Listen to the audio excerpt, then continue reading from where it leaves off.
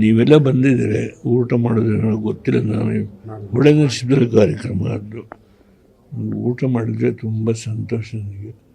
ಬೇರೆ ಜನ ಎಲ್ಲ ಬಂದಿದ್ದಾರೆ, ಅವರು ಇಲ್ಲಿ ಯಾರು ಅಡುಗೆ ಮಾಡಲ್ಲ ಈ ಮನೆಯಲ್ಲಿ, ಹೊಳೆ ನರಸೀಪುರದಲ್ಲಿ ಮಾಡ್ತಾರೆ. ದಯಮಾಡಿ ಕ್ಷಮಿಸಬೇಕು ಬೇರೆ ಕಡೆಯಿಂದ ಬಂದಿದ್ದರು. ಮತ್ತು ನಾನು ಪ್ರತಿ ವಾರ ಬರ್ತೇನೆ. ಇಲ್ಲಿ ಕುಮಾರಸ್ವಾಮಿನೂ ಬರ್ತಾರೆ. ಹಾಗಾಗಿ ಇದೊಂದು ದೊಡ್ಡ ಪ್ರಾಜೆಕ್ಟ್ ಹೌದು. ಇದರ ಬಗ್ಗೆ ಮಾತಾಡಿಲ್ಲ. ನೈಸ್ ಬಗ್ಗೆ ಸಾಕಷ್ಟು ಹೋರಾಟ ಮಾಡಿದ್ದೇನೆ. ಬಹುಶಃ ನಾಳೆ ಬೆಂಗಳೂರಿನ ನಮ್ಮ ಫ್ರೀಡಮ್ ಪಾರ್ಕಲ್ಲಿ ನನ್ನ ಮೊಮ್ಮಗ ನಿಖಿಲ್ ಕುಮಾರಸ್ವಾಮಿಯನ್ನು ಏರ್ಪಾಡು ಮಾಡಿದ್ದಾರೆ. ಕಾರ್ಯಕ್ರಮದಲ್ಲಿ ಭಾಗವಹಿಸ್ತೇನೆ.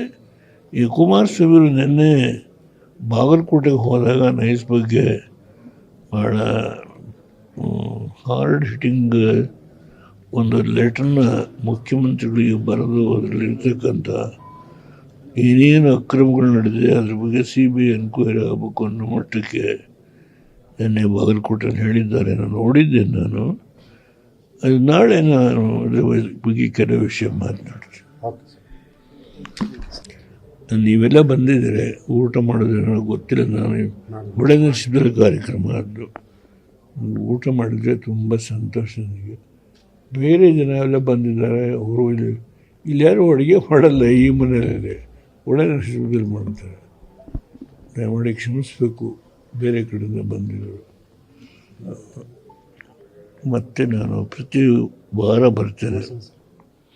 ಇಲ್ಲಿ ಕುಮಾರಸ್ವಾಮಿನೂ ಬರ್ತಾರೆ. ಹಾಗಾಗಿ ಇದೊಂದು ದೊಡ್ಡ ಪ್ರಾಜೆಕ್ಟ್ ಹೌದು.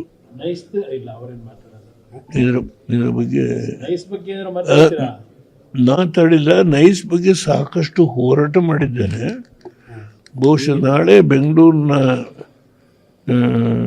ನಮ್ಮ ಫ್ರೀಡಮ್ ಪಾರ್ಕಲ್ಲಿ ನನ್ನ ಮೊಮ್ಮಗ ನಿಖಿಲ್ ಕುಮಾರಸ್ವಾಮಿಯನ್ನು ಏರ್ಪಾಡು ಮಾಡಿದ್ದಾರೆ. ಕಾರ್ಯಕ್ರಮದಲ್ಲಿ ಭಾಗವಹಿಸ್ತೇನೆ.